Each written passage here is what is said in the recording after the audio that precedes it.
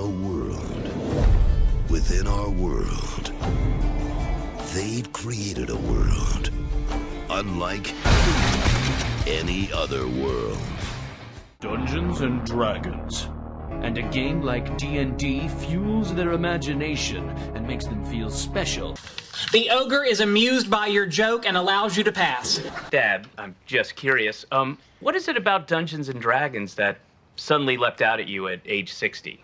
Dungeons, it'd be the dungeons. Just what I love about role-playing games is being told exactly what to do.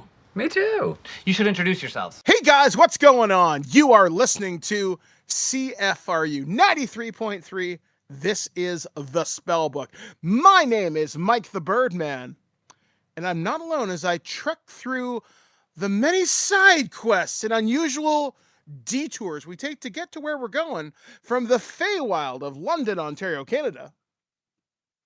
Greetings, I am Damien. Some may know me as Magical Hat. And yes, guys, so here on the Spellbook, this is the show that is dedicated to the tabletop role-playing hobby. Whether you're playing Pathfinder, Dungeons and Dragons, Battletech, Vampire the Masquerade, Cyberpunk, Shadowrun, maybe something like the OSR, or maybe you're playing Rifts. Who knows what you're playing?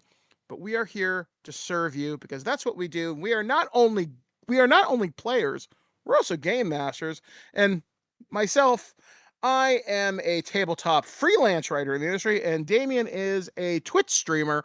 So we've got most of the tabletop things covered. You actually do minis. I can't paint for crap. And I don't get a chance to play with minis very often. It's actually kind of sad because you painted me some really nice ones a couple of months ago. Yeah. So, what are we going to be talking about today? Well, as I alluded to in our little bit of an intro there, we're going to be talking about side quests today. Those little bit of detours that can make your campaign a little bit more interesting. Something that is not just, let's beeline it to, I don't know, Vecna today. Maybe we'll take a sightseeing tour of Faerun, or maybe before we go to Strahd's Castle Ravenloft and kick down the portcullis, I don't know, maybe we'll take a stop through one of the domains of dread when we're getting there. So this is a topic that you kind of came up with for us tonight. So again, I'm going to put you in the DM's seat tonight, behind the Dungeon Master screen, if you will. And I want you to guide us through the side quest. So, as you say, generally, the story... Now, obviously it's going to depend on campaign length. But for any long-running campaign, it's not just going to be a direct line from level 1 straight to the BBEG. There's going to be a lot of times where you need to look for information. Maybe the NPC that you're looking for, they're not around for a few days, and instead of just waiting for them, you hear about this cave that people have been going missing in. Maybe it's something to check out to kill some time, maybe get some extra loot. Maybe one of your family members sends you a letter and they're in trouble. It doesn't necessarily have anything to do with the plot, but it's something that a GM of really any experience level can use to help bring your PCs into the story more. Yeah, because I've always kind of looked at side quests. Like, I look at a lot of life through the pop culture lens of various television shows, like, say, Star Trek. And I think a good example of the side quest, I think you'll agree with me the second I mention this, is Star Trek Voyager. What do I mean by that? The main plot of Voyager is we are 70,000 light years from the Alpha Quadrant, from home, from Earth, from Sector 001. We are at the Caretaker's Array. We're 70,000 light years. We got to get home. So when you look at Star Trek Voyager in the terms of role-playing stuff, like, okay, we know where we're going. That is the end goal. How do we get there? But Star Trek Voyager it's a great it's a great series because it's very episodic. Like stuff happens, like they'll be like, okay, cool, we shaved 2 years off the trip, or we cover 200 light years, or we've done something. But there's always character moments and side quests along the way. Them being Starfleet, they are explorers. Like, well, since we're going home anyway, do we want to go check out what's in that nebula? Do we want to go say, hey, we're getting a reading from a Class L planet. We're getting a weird technological signature. Well, we're scientists, we're explorers. Why don't we go take a look? Also, they're bound to meet interesting people. They met Neelix and Kess along the way. They also ran into Seven of Nine. Yeah. Which are significant side quests for them to get to where they're going. Yes, they're still doing the overall season, or in this case, series arc of getting home, but they're still kind of doing stuff. Another great series that is almost nothing but side quest, when you really kind of break it down, is the anime Dragon Ball. I mean, okay, hell, let's look at the Saiyan saga. Raditz shows up on Earth, kicks the crap out of Goku and Piccolo, and they're like, "Oh man, we gotta be strong enough to beat him, but we have to train. We can't just do whatever. Now we can't, kind of dilly dally to go rescue my son, but we got to get a plan together, and we can't just beeline it for him. We're not strong enough, so we have to take a side venture to get there." And then obviously Goku dies, does all the Snake Way stuff, and then, Vegeta and Nappa show up. But you get the idea. There's always a side quest. And that helps the character grow, and it pushes the plot forward without them going, well, the Saiyans are going to be here in a year. I guess we should just, wait around. They're going to come by on July 10th. So see you on July 8th, I guess.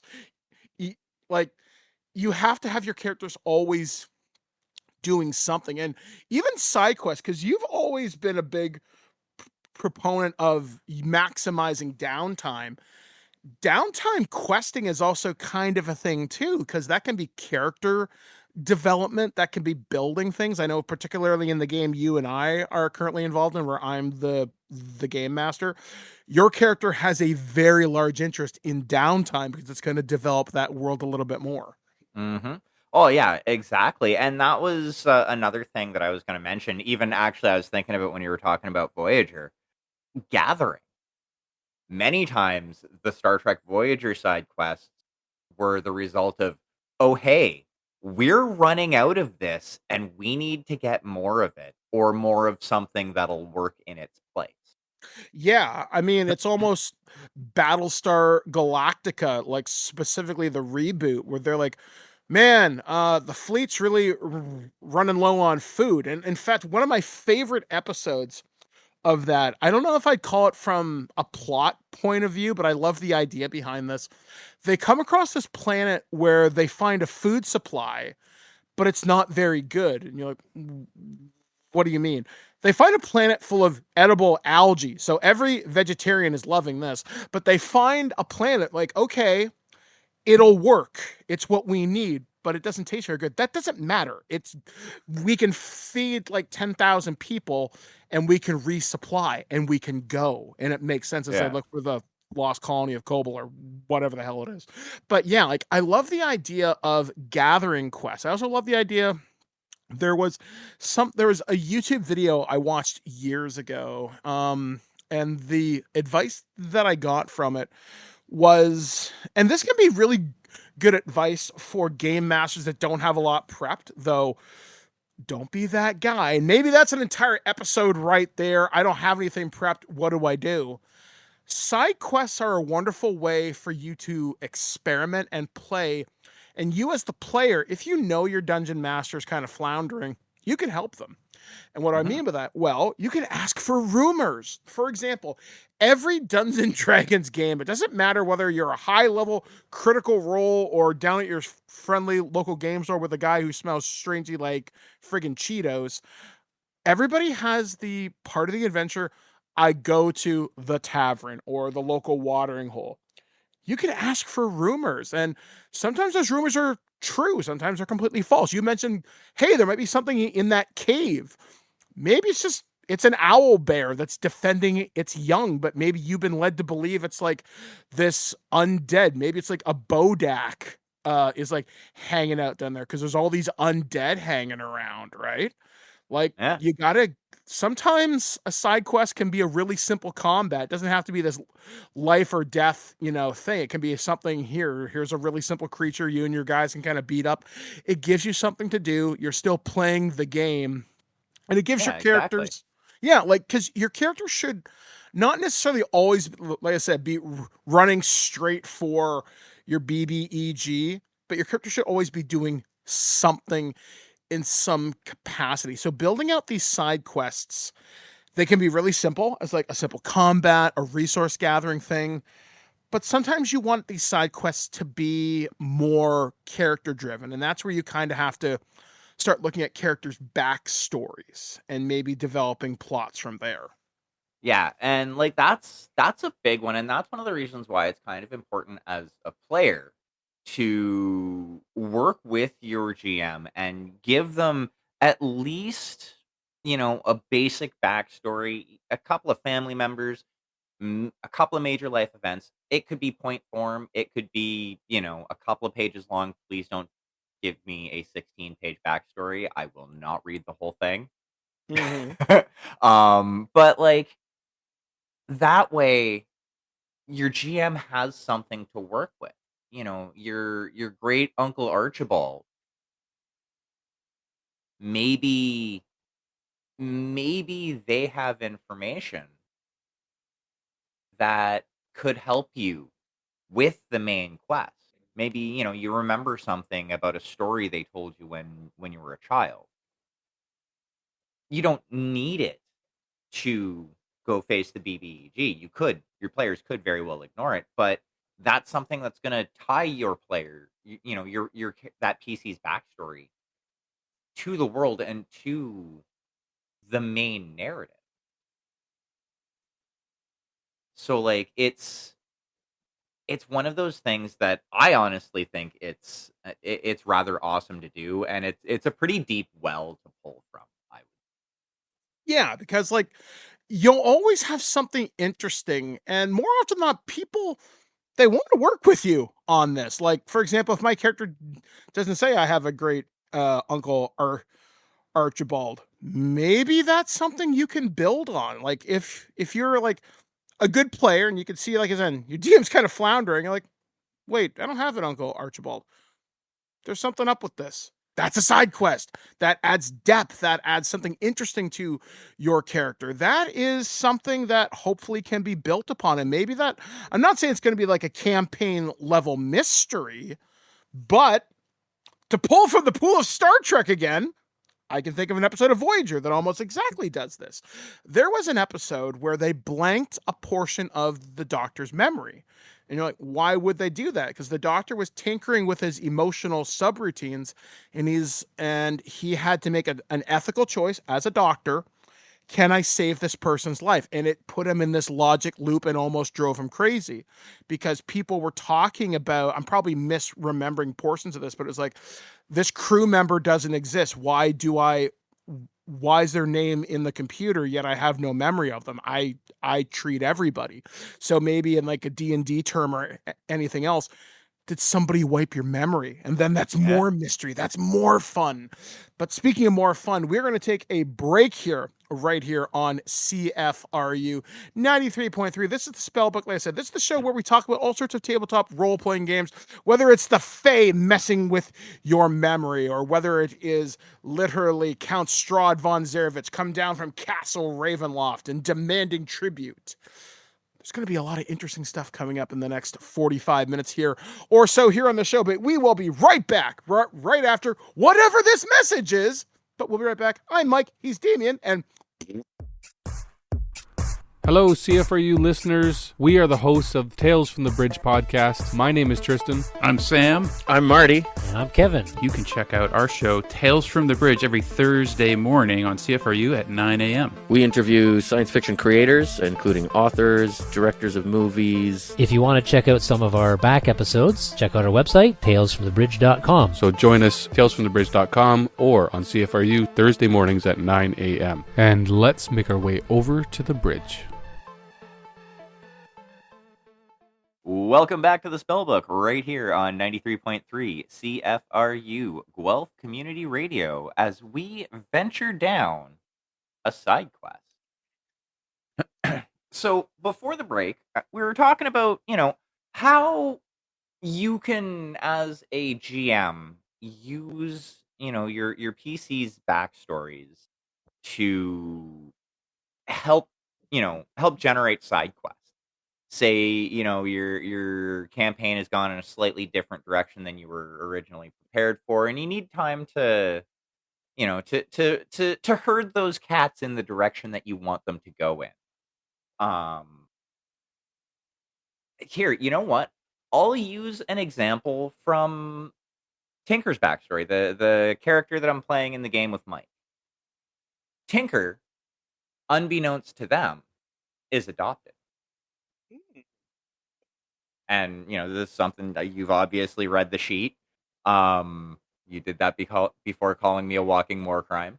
It's true. But yeah, so at some point, maybe somebody that the party interacts with says, I look like their sister, or like that I resemble somebody who's related to them. Tinker knows their whole family, as far as they understand it, anyway. Mm-hmm. This could be something, and Tinker, being the inquisitive sort, would definitely pull on that thread. But this could be something that it leads the party off onto a different story that's going to be narratively interesting. Yeah, And because go ahead. yeah, I was going to say, because not all side quests need to be combat driven. This is very narrative driven. So please continue on with this, because that's something that I think a lot of people miss with side quests. They automatically assume, let's go explore a random dungeon, let's go out into the woods, let's go kill some bandits or whatever. The narrative side quests can be some of the most consequential if you let it. Exactly, because even outside of any mechanical rewards given for the side quest, because if you're sending your PCs out on a mission, you should give them some. It's just it's only fair. But like, even past anything like that, using one of the PC's backstories and having it as the center of a side quest is going to aid in having the player invest in the game, first off, because you're then using something that they added to their character to make the world more alive. Mm-hmm. And also, it's going to end up helping with the party story, party cohesion, and party dynamic. Because what generates that, that level 15, 20 party that works really well together and can play off each other, and, those critical role actual plays, is kind of this to a different degree, but it's that group cohesion. It's those events experienced together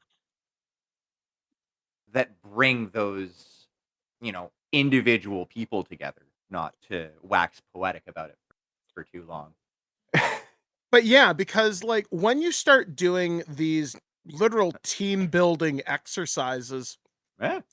you're letting your players discover what they're capable of in a relatively low threat, low risk environment. So when they get up to those epic levels, anything above level pretty much a level 12 when most of your subclass features are online. You haven't quite reached capstone, but like, okay, I know what I can do, but you're comfortable at those levels. You can bounce off your friend the wizard to give you haste or something. Yeah. But when you're level 4 and 5 or even lower, you still don't know what your kit's capable of. So you really have to have that teamwork built in, because RPGs, for the most part, are a team thing. Now, there are solo RPGs for like Alien and Star Trek and Fallout, and that's a whole different kettle of fish.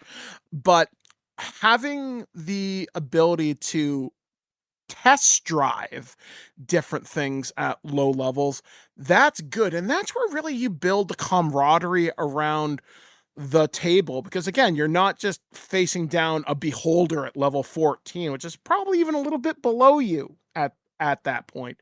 But when you and your groups take on, for example, in our game that we're currently playing as of last week, you guys fought literally the rabbits from Monty Python and the Holy Grail, and they did a number on you guys, but you worked together to figure it out. Yeah. I'm still disappointed I didn't collect any of them to I know, harvest like, them. but it's like, and that's something too with like side quests. Like I mentioned, they shouldn't be of consequence, but at the same time, they're a really good jumping off point. Like, for example, in our game had an inciting incident that triggered time travel. Like, okay, you've already lost the plot here, and I hope I'm able to keep track of with this flow chart I kind of have in my game master notes. Thinking, all right, that kind of makes sense. Well, if they don't figure it out, that's not my problem. But you using a side quest like this, it's a good chance to have a new group kind of get to know each other at the same time. Like you mentioned, I love that you use the idea of the critical role level of cohesion, because not every group necessarily gets there. Like they may know their different kits and abilities, but are you invested in making sure the rogue gets his revenge or gets his thieves guild that he wants? Are you invested in the bard finding the lost love from his bard's college or their bard's college or whatever? Like, you're not just interested in the end goal. You want to accomplish all the optional side objectives. And this is where almost video game design comes into it as well. Because like you look at games like Final Fantasy, you look at games like Assassin's Creed. Sure, the main stories are awesome. Like I'm playing through Final Fantasy VII Rebirth on the Switch 2 right now, and I'm having a blast. I finished most of the side quests when I reviewed it on the PlayStation 5. Nice. But when I started doing the side quests, I was deepening relationships. Like, for example, I just finished there's a section in the game where you have to do this military parade thing, and if you get a certain score, you deepen the relationship with Tifa and Aerith. And I'd never done that before. Like I'd done the thing, but I didn't know if you got a certain score, you got this perk.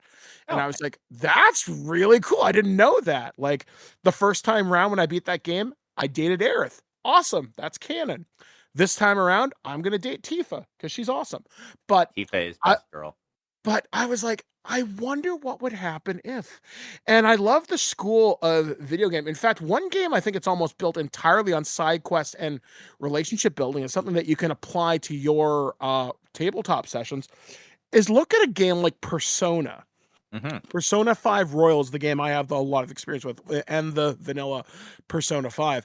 That's a game, obviously you have the palace and you want to steal so-and-so's heart, but it's how you get there. It's the setup. And by exploring the ties that bind, what makes you all friends, that's where the adventure lies. And I think that's something very interesting about the side quest. Like, again, it can be as simple as, hey, I'm going to go into that cave. But while you're going there, make sure you're constantly involving in dialogue, like having these downtime role play sessions while you're on the way to go loot the owl bear's nest. I remember there's something we mentioned a couple of months ago, and I don't have it right in front of me. I think it's in one of my like backpacks or something. But there was a deck of cards that I had, and it was like 150 campfire questions you can ask during downtime. Yeah. And those are really good ways to generate side quests. Like the fact that you reminded me about Tinker's adoption, I'm thinking, okay, he knows his family. What if bounty hunters start coming after him saying, hey, you look like this person. You're coming with us. No, I'm not. Yes, you are, because someone paid us a lot of money for you to come with them, and they want you to come home. And you're like, home? What the hell are you talking about? I am home. Oh, no, you're not.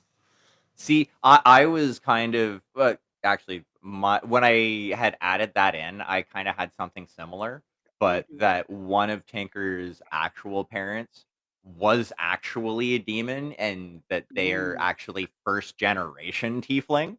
Ooh, interesting. I like this.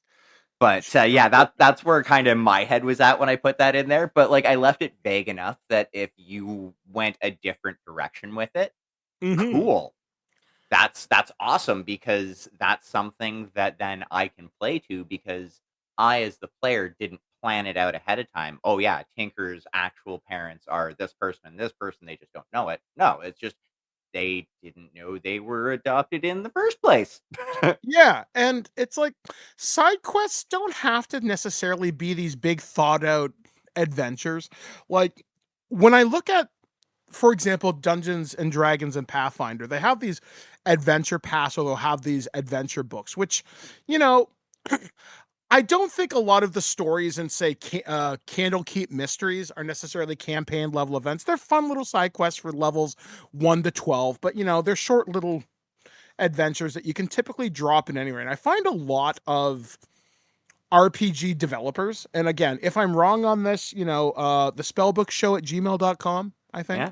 Yeah. It's like, okay, here's an adventure, but I'm not going to write a whole campaign around it. Like, it's not, you know, Curse of Strahd. It's not Shadow of the what the hell is it? Shadow of the Dragon Queen, or whatever. The freaking Dragonlance setting. Yeah. It's not that, but these little quests, you want meat on the bones, but you want flexibility. And that's a point I keep coming back to, because I think it's so important, just because, like, I don't always want to be on the plot railroad the entire time. Sometimes I need to get off the proverbial Greyhound, stretch my legs a little bit, and see the roadside attraction. Because that's one thing I love about side quests, and it's something that I do in some of my games. I'm learning to get off the plot railroad and become National Geographic by way of Faerun. You can do different environments, different settings, stuff that you only get a chance to fantasize about. Like one great side quest that my DM Peter did, we went to an opera house, and he had an entire side quest where we took in an opera show, and he played music during it. And we were watching this performance because we were stopping in town to get supplies on the way to our big mission. But we ran across a group of thieves, rogues, and bards who were fleecing towns.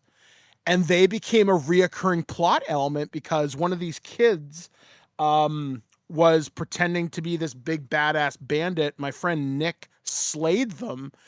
And when we took off his armor, like, oh my God, you're a 16-year-old kid. Why were you fighting us? And his soul is now haunting my friend Nick as like a living weapon. So whenever he kills somebody, the soul freaks out. And now we have this ongoing plot, and that all came from a random side quest. But we got a chance to see an opera house. We saw how a thieves guild worked. I got suckered into working into a kitchen because we needed to get free room and board. And I'm like, I'm a druid. I know how to cook and hunt. And they're like, okay, well, you willing to help me out? I guess I am. And it kind of worked out kind of nice. But We're going to take another break here on the Spellbook. We're going to continue talking about side quests, ways to make them more epic, ways to show the fantastical worlds that you are currently playing in, and maybe we'll expand it out to different genres and whatever else. I don't know. He doesn't know, but you're about to find out. That's not a promise. That's a threat. But we'll be right back right here on 93.3 CFRU. This is the Spellbook. I'm Damien. He's Mike. Wait, that's not right. It doesn't matter. I'll be back. We'll be back. Shut up. Hey, this is Hayden from Metz. You're listening to CFRU in Guelph.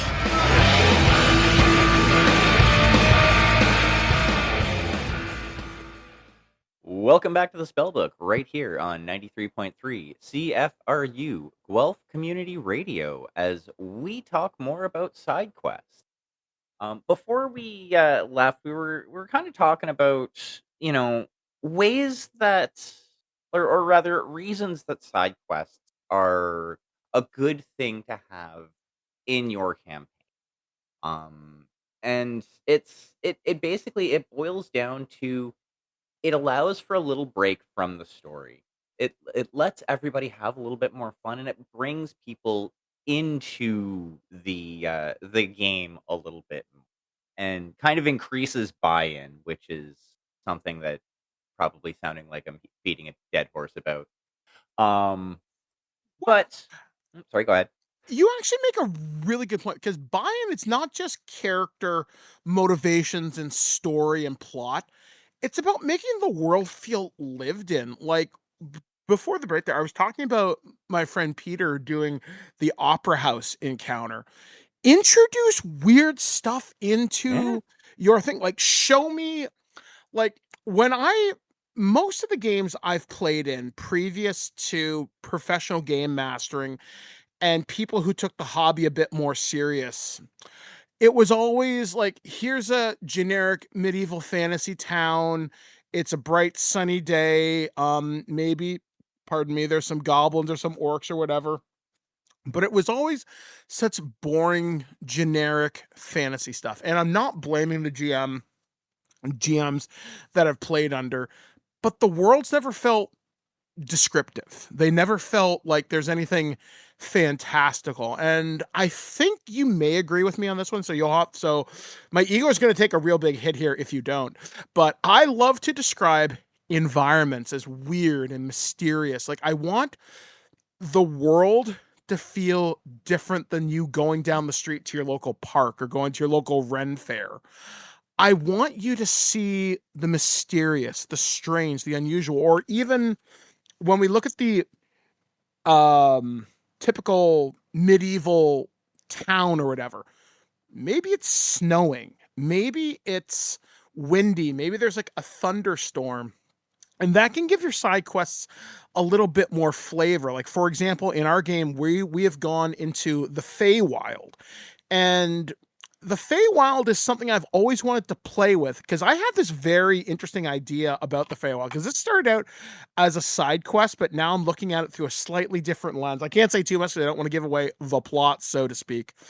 But I started looking at, like, okay, what do the courts of the Feywild mean? You're wondering, well, how does this tie into side quest? Well, there was a great video by Pointy Hat and Ginny D.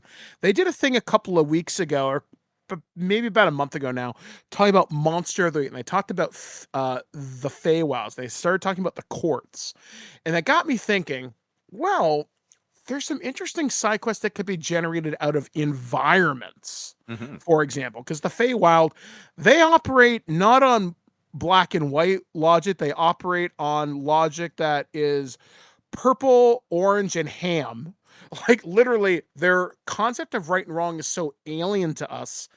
That's a fantastical world to explore. You can do something like that. Or, alternatively, again, if you're going to be the tourist trap of fantasy or whatever, pick a landmark in your games and set it. For example, Shadowrun. Shadowrun is typically set in Seattle of 2000 whatever. There are several landmarks in Seattle, some real, some not. For example, the Space Needle still exists in Shadowrun.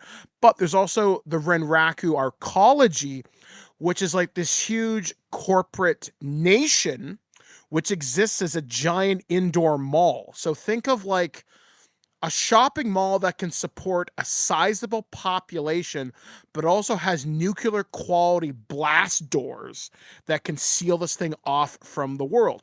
Maybe your side quest, you end up there. Maybe you have to go pick up a contact in the Renraku Arcology and you're suddenly in hostile corporate territory.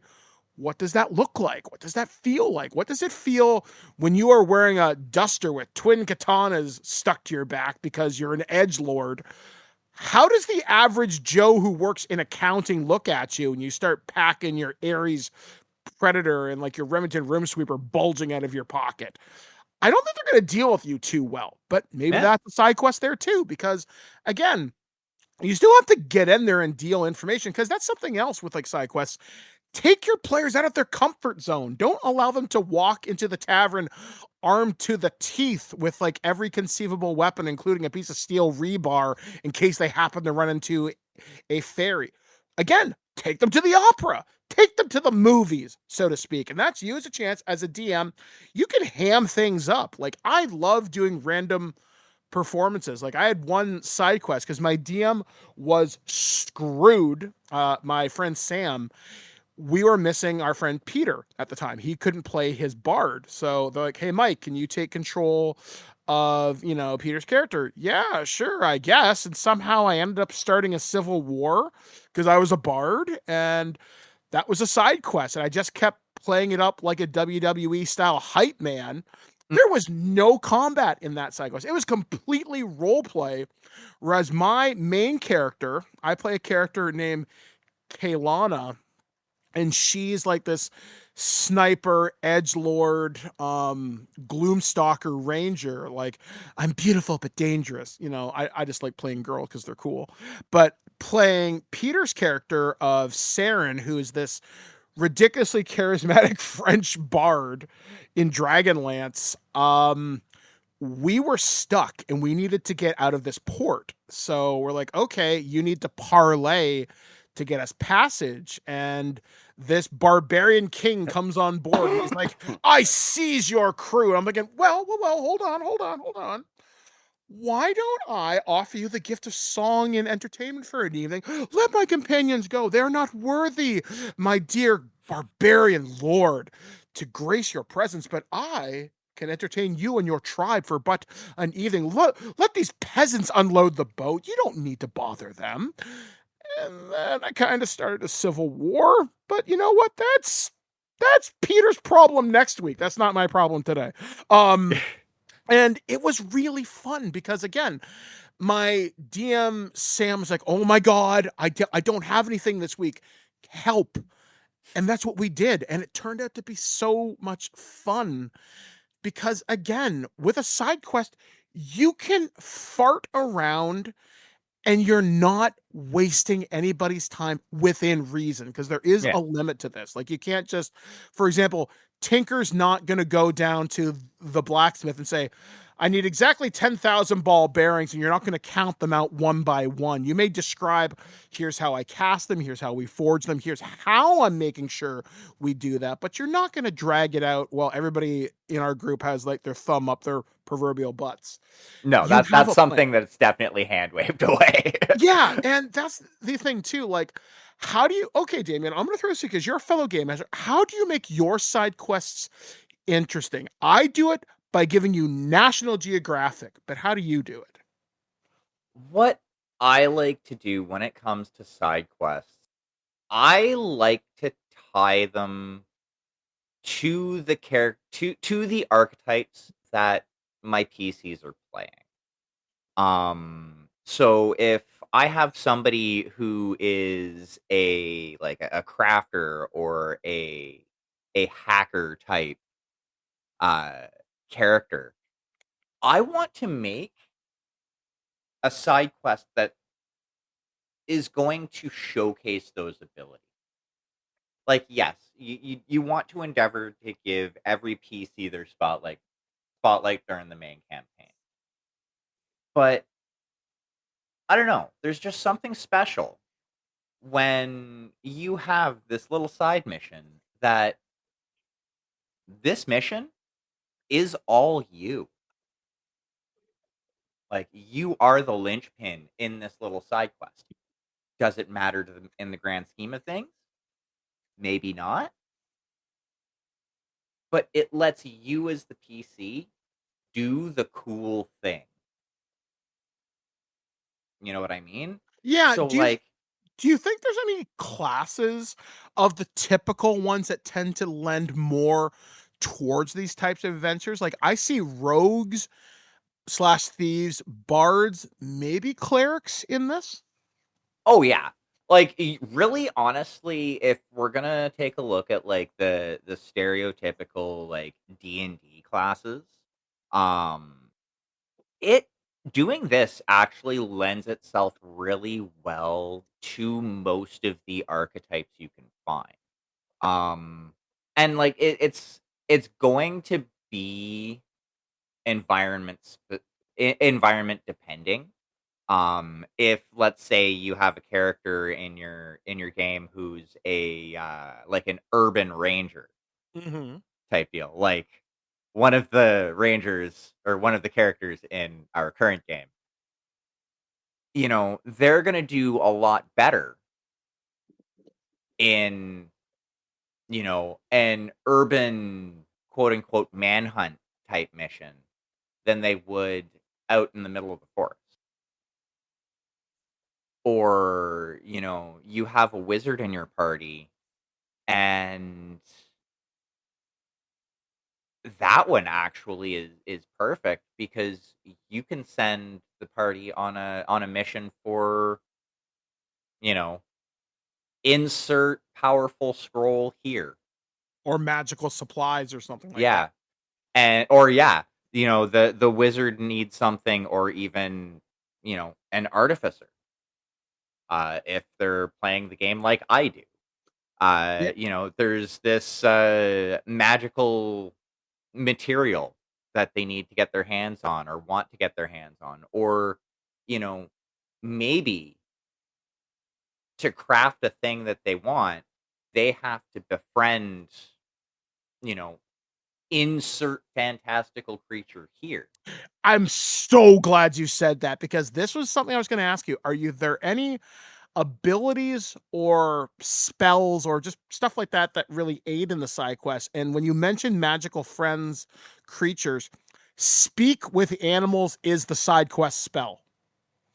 When you think about it, like if you look at a Yeah. game like Baldur's Gate, sometimes you'll get a piece of vital information from a random squirrel or a bird or something like that, or speak with plants. Like your druid and your rangers, they can be your side quest stuff. They're like, oh, I don't know what that was, but it looked really important because all the two-leggeds were walking and guarding it. I don't know what it is, but they said something about gold, whatever that is.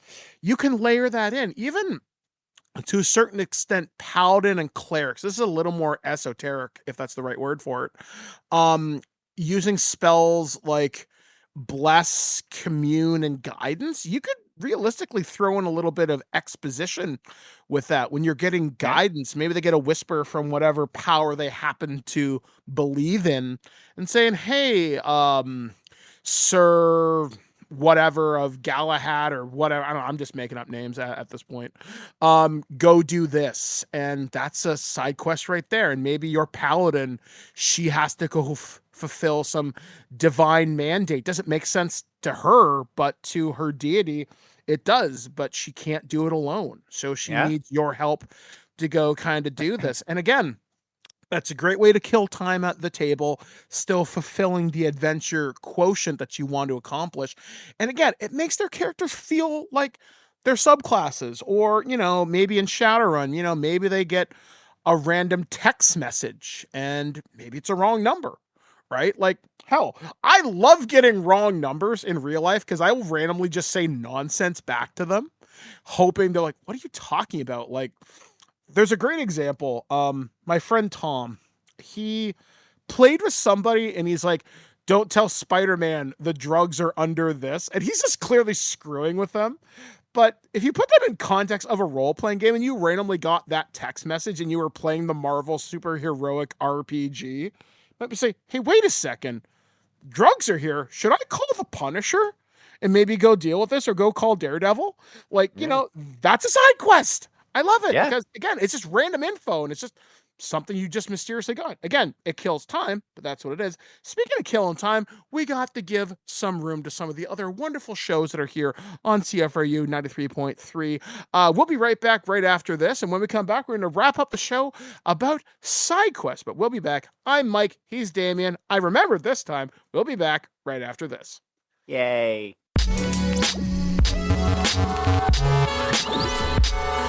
You're listening to CFRU 93.3 FM. Welcome back to the Spellbook right here on 93.3 CFRU Guelph Community Radio as we talk about Sidequests. Now, as we're in the final stretch of the show here, there's one thing that I've been kind of wanting to mention, and I'm going to take the opportunity to talk about it now because I can. And that is that Sidequests can be a great way to also provide a threat to high-level parties. You might be wondering what I mean by this. Yeah. And that is, you have your level 18 wizard that can warp the fabric of reality. But what happens when they get an urgent message from home? Or what happens when that business that they'd invested in, or, that magic shop that they have their simulacrum running, is now being threatened? And it doesn't even have to be a physical, oh, hey, somebody's trying to destroy the building threat. But all of a sudden you get word that one of your holdings is being, financially threatened. Somebody's trying to buy you out. That's going to provide that's going to put that player or that PC in kind of a hard spot where they then have to do something about that. And it's going to threaten not necessarily their body, but what is immensely more threatenable for any character of that level, their pocketbook, their livelihood, and, those around them. Because if you're a shadowy organization or you're the BBEG, are you going to go after the people that can take you out directly, or are you going to weaken them?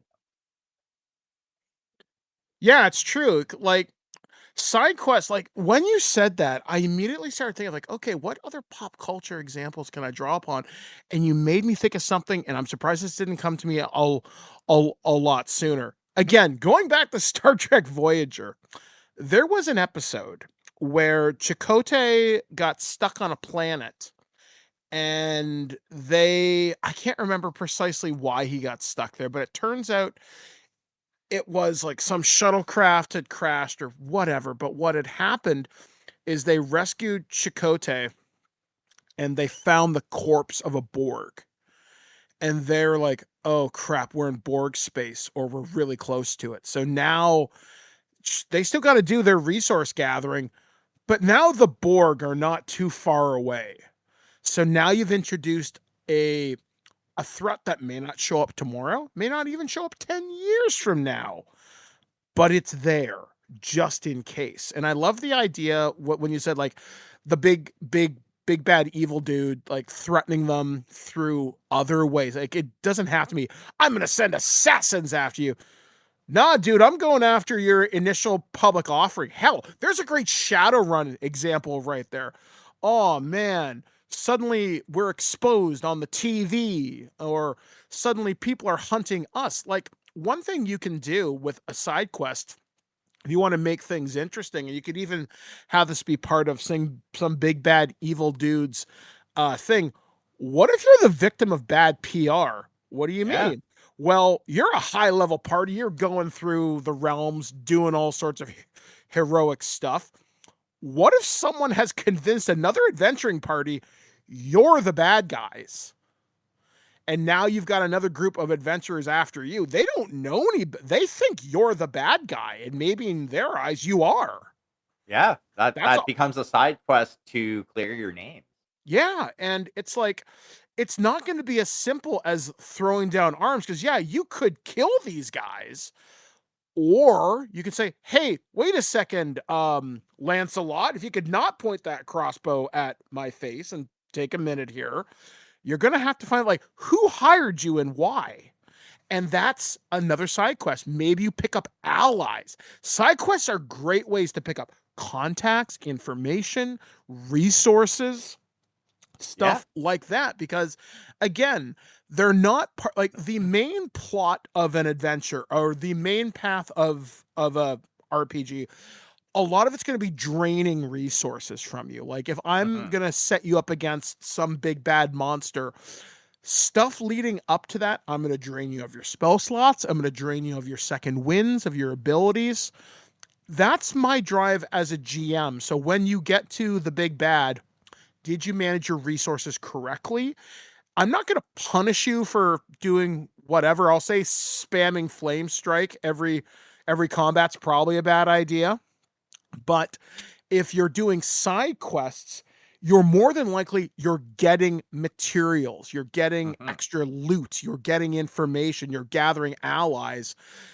Honestly, it's like running through the coin room in the Mario Brothers video games when you hit that power P thing and all the coins appear.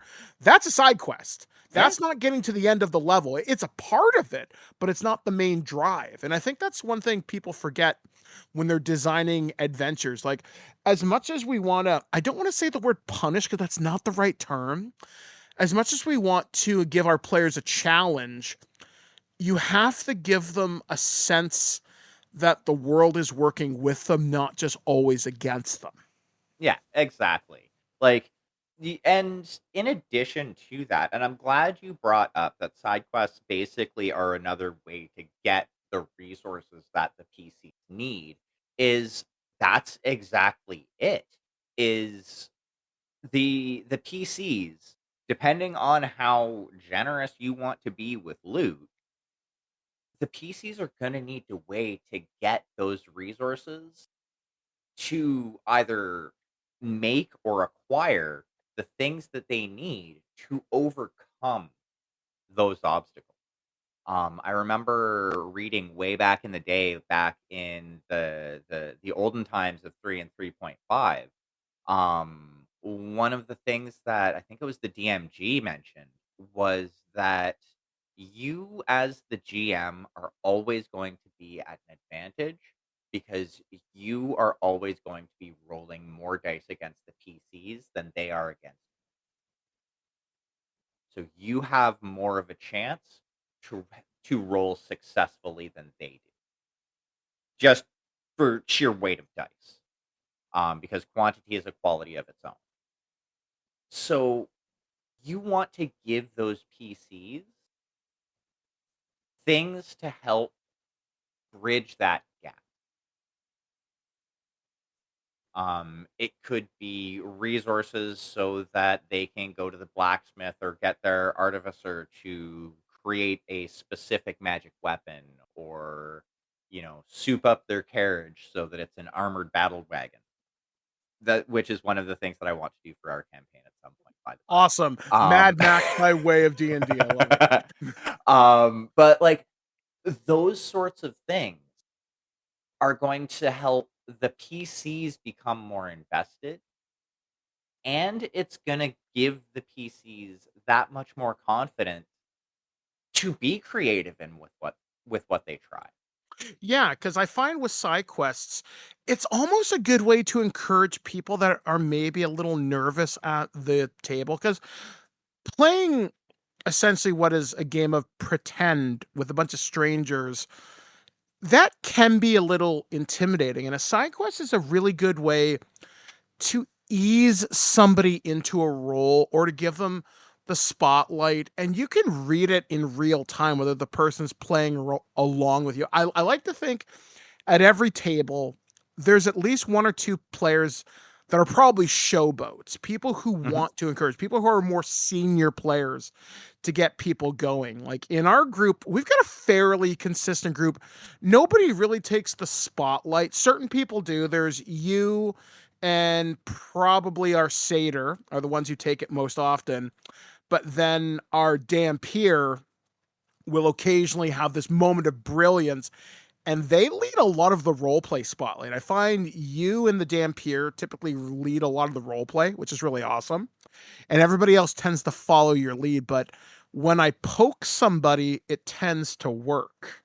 And we usually get a really good sense of synergy in the group. Some people, I don't have a great view of who their character is beyond their abilities. And that's fine. If that's their level of comfort they want to engage in, that's fine and well and good. But occasionally using these less threatening environments or encounters can be a great way for someone to come out of their shell, to really embrace the hobby in a way they hadn't maybe considered before. And especially if you do it in such a way where it's not like, hey, guess what, Bard? Walk us through the prince's court without screwing up. You could be like, okay, me and the rogue, let's do some Ocean's 11 here. What do you mean? We're going to pull a Lucio Ball. Let's go. And you just play off each other. That's a great way to bring them up, bring you up. The story still goes, what is going on across the street? Okay, never mind. I just saw this flashing light. I'm like, what the hell's going on outside? It was just a random school bus on a Saturday night, because why not? Creepy. But anyway, it's like, that's a great way. And as we start to kind of close things out, Damien, what is the one piece of side quest advice you want to give to our listeners? Honestly, have fun with it. Side quests, honestly, especially for a GM that works the way I do, side quests are the best time to yes and your PCs into having a good time. Especially if it's low stakes and it's narrative. At least for me. How about yourself? I'd say for me, show them something they've never seen before. Try something weird. If your world is fantasy, show them something in our world we take for granted. For example, a gas station. What do I mean? How does that apply in fantasy? You're going to the stable. Make it interesting. Or your players need some downtime. Take them to the movies. Take them to the opera house. Take them to the inn.